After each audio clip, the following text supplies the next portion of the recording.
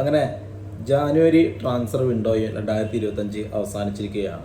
മൊത്തത്തിൽ കേരള ബ്ലാസ്റ്റേഴ്സിൻ്റെ സൈനിങ്ങുകളും കാര്യങ്ങളും എടുത്തു നോക്കിയാൽ നമുക്ക് എന്ത് തോന്നുന്നു എന്നുള്ള എൻ്റെ പേഴ്സണൽ ഒരു അവലോകനമാണ് ഞാനിതിൽ പറയുന്നത്.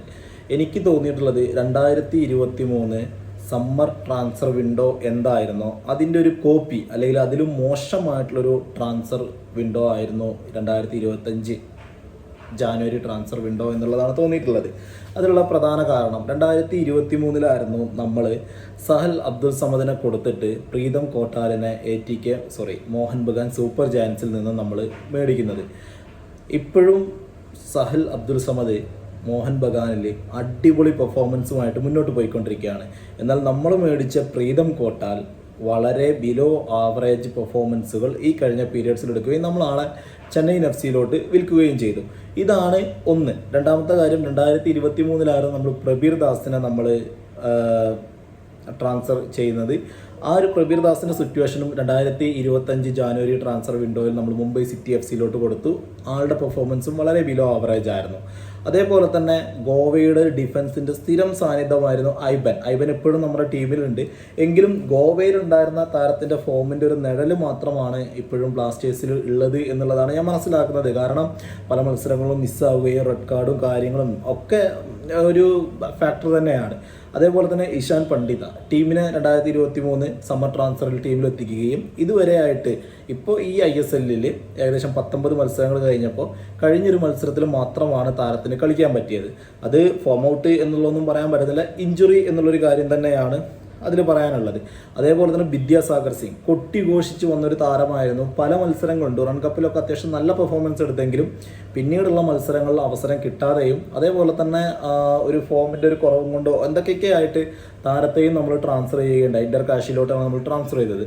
സോ ഒരു ഫ്ലോപ്പ് ഒരു ട്രാൻസ്ഫർ വിൻഡോ ആയിരുന്നു 2023 സമ്മർ ട്രാൻസ്ഫർ വിൻഡോ. സെയിം തന്നെയാണ് 2025 ജാനുവരി ട്രാൻസ്ഫർ വിൻഡോ എന്നുള്ളതും പറയാണ്ടിരിക്കാൻ വയ്യ. കാരണം ഇരട്ടിയിലധികം പ്ലെയേഴ്സിനെ റിലീസ് ചെയ്യുകയും എന്നാൽ ടീമിലോട്ട് അതിന് പകുതി താരങ്ങളെ മാത്രമാണ് എത്തിക്കാൻ പറ്റിയത്.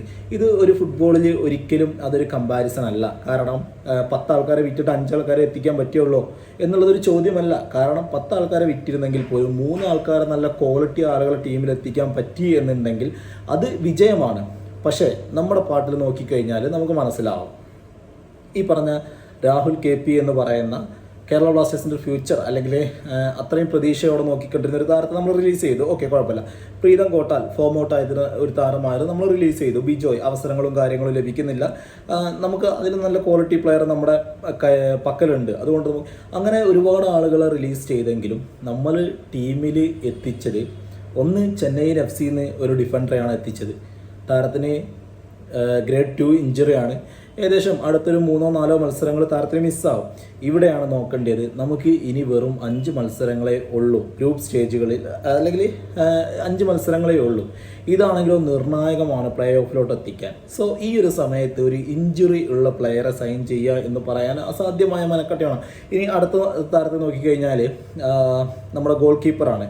നമ്മൾ പ്രതീക്ഷിച്ചുകൊണ്ടിരിക്കുന്നത് സച്ചിൻ നമ്മുടെ ഒരു അസറ്റ് തന്നെയാണ്, ഇല്ല എന്ന് പറയുന്നില്ല. നമ്മൾ ഒരു പ്ലെയറെ നമ്മളിങ്ങനെ കുറ്റപ്പെടുത്തുക കാര്യങ്ങൾ എന്നല്ല ഞാൻ പറയുന്നത്.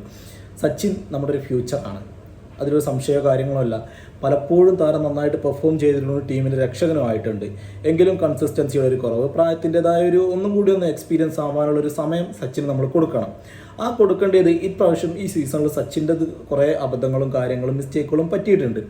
ഇതിൽ നിന്നൊക്കെ മാറണം എന്നുണ്ടെങ്കിൽ, അല്ലെങ്കിൽ ആ ഒരു അബദ്ധം മുന്നോട്ട് വെച്ചിട്ട് നമുക്ക് എന്താ പറയുക, ഈ സീസണിൽ നമുക്ക് മുന്നോട്ട് പോകാൻ കഴിയില്ല എന്നുള്ളത് നമുക്കറിയാൻ പറ്റും. സോ സച്ചിന് പകരം ഒരു ഫസ്റ്റ് ഗോൾ കീപ്പറെയാണ് നമ്മളെല്ലാവരും എക്സ്പെക്ട് ചെയ്തുകൊണ്ടിരുന്നത്. റൂമറുകളും ആ രീതിക്ക് തന്നെയായിരുന്നു സ്പ്രെഡ് ആയിട്ടുണ്ടായിരുന്നത്. എന്നാൽ എന്താണ് സംഭവിച്ചത് നോക്കിക്കഴിഞ്ഞാൽ, കമൽജിത്ത് സിംഗ് എന്ന് പറയുന്ന ഒരു സെക്കൻഡ് അല്ലെങ്കിൽ ഒരു തേർഡ് ഗോൾ കീപ്പറായിട്ട് നമുക്ക് മെയിൻ ടീമിൽ നിർത്താൻ പറ്റുന്ന ഒരു സൈനിങ് ആണ് നടന്നത്. കമൽജിത്ത് സിംഗിൻ്റെ പെർഫോമൻസും കാര്യങ്ങളും നമുക്ക് നോക്കിയാൽ മനസ്സിലാവും. താരം വളരെ ആൾക്ക് ഒരുപാട് ടീമുകളിൽ ഉണ്ടായിട്ടുണ്ട്. പക്ഷേ ഫസ്റ്റ് 11 വളരെ ലിമിറ്റഡ് മത്സരങ്ങളെ ആൾ കളിച്ചിട്ടുള്ളൂ. അതിലുള്ള പെർഫോമൻസുകളും വളരെ മോശം എന്ന് പറയാണ്ടിരിക്കാൻ പറ്റത്തില്ല. ഇത് സംഭവിച്ചത് എന്താണെന്ന് വെച്ച് കഴിഞ്ഞാൽ, നമ്മുടെ യുവ ഗോൾ കീപ്പർ സോം കുമാർ സ്ലൊവേനിയൻ ലീഗിലോട്ട് കളിക്കാൻ പോകുന്നു. സോ സോം കുമാർ റിലീസ് ചെയ്യുകയാണ്. അതിന് പകരമായിട്ട് ടീമിൽ 3-4 ഗോൾ കീപ്പർ, 4 ഇപ്പം സോംകുമാർ അടക്കം മുന്നേ 4 ഗോൾ കീപ്പേഴ്സാണ് ഉണ്ടായിരുന്നത്, 2 മലയാളികളടക്കം. ആ ഒരു 4 തികക്കാൻ വേണ്ടിയിട്ട് അല്ലെങ്കിൽ ഒരു തേർഡ് ഗോൾ കീപ്പർ എന്നുള്ളൊരു പൊസിഷനിലോട്ട് ഒരാളെയും കൂടി എത്തിച്ചു എന്ന് വേണം നമുക്കതിൽ വിലയിരുത്താൻ. മനസ്സിലാക്കേണ്ട ഒരു കാര്യം, ഇനിയുള്ള 5 മത്സരങ്ങൾ നിർണായകമാണ്. ഇപ്പോഴും നമ്മൾ വിചാരിച്ചിരിക്കുകയാണ് ഈ ഒരു ജാനുവരി ട്രാൻസ്ഫർ വിൻഡോയിൽ നമ്മൾ വിചാരിച്ചിരിക്കുകയാണെന്നുണ്ടെങ്കിൽ നമുക്ക് പ്ലേ ഓഫിൽ സുഖമായിട്ട് എത്തായിരുന്നു, ഒരു സംശയമോ കാര്യങ്ങളോ അല്ല. കാരണം ഇപ്പോഴത്തെ ഒരു പോയിന്റ് ടേബിൾ നോക്കിയാൽ നമുക്ക് മനസ്സിലാവും, നമുക്ക് 24 പോയിന്റ് ഉണ്ട്. ഇപ്പോൾ ഇന്നലത്തെ ബാംഗ്ലൂർ FC ഇന്നലെയും തോറ്റു, ഏകദേശം 28 പോയിന്റ് അവർക്കുള്ള 18 മത്സരങ്ങളിൽ നിന്നും. അപ്പോൾ ഏകദേശം ക്ലോസ് ആയിട്ടാണ് കാര്യങ്ങൾ പോകുന്നത്. പക്ഷേ ഇനിയുള്ള 5 മത്സരങ്ങൾ വളരെ വളരെ വളരെ നിർണായകമാണ്. ഇതിനുള്ള ടീമിലോട്ട് ആളുകളെ എത്തിക്കാനും പ്ലേ ഓഫ് എന്ന് പറയുന്ന ഒരു രീതിയിലോട്ട് ടീമിനെ സെറ്റാക്കാനും നമുക്ക് പറ്റുമായിരുന്നു. പക്ഷേ അതിന് ശ്രമിച്ചില്ല എന്നുള്ളത് മാത്രമാണ് ഇതിൽ ഞാൻ ചൂണ്ടിക്കാട്ടുന്നത്. എനിക്ക് തോന്നിയ കാര്യങ്ങളാണ്. നമുക്ക് പല ആളുകൾക്കും പല അഭിപ്രായങ്ങളും കാര്യങ്ങളും ഉണ്ടാകും. എങ്കിലും എനിക്ക് തോന്നിയൊരു കാര്യം ഇത് മാത്രമാണ്. കാരണം വളരെ നല്ല അവസരം ഉണ്ടായിരുന്നു ഇനിയും പ്ലേ ഓഫിൽ എത്താനുള്ളത്. നമുക്ക് ജാനുവരി ട്രാൻസ്ഫർ വിൻഡോ ഓപ്പൺ ആവുന്ന സമയത്ത് 7 മത്സരങ്ങൾ ടീമിൻ്റെ കയ്യിലുണ്ടായിരുന്നു. ഇപ്പോൾ 5 മത്സരങ്ങളാണ്, ഇനി അടുത്ത 5 മത്സരങ്ങളാണ് ഉള്ളത്. 7 മത്സരങ്ങളുണ്ടായിരുന്നു. ഈ 5 മത്സരങ്ങൾ ജയിച്ചാൽ തന്നെ 15 പോയിന്റ് എന്ന് പറയുന്ന ഇത്രയും മത്സരങ്ങൾ കളിച്ച് ആ ഒരു പോയിന്റ്സ് നമുക്ക് നേടിയെടുക്കാൻ പറ്റായിരുന്നു.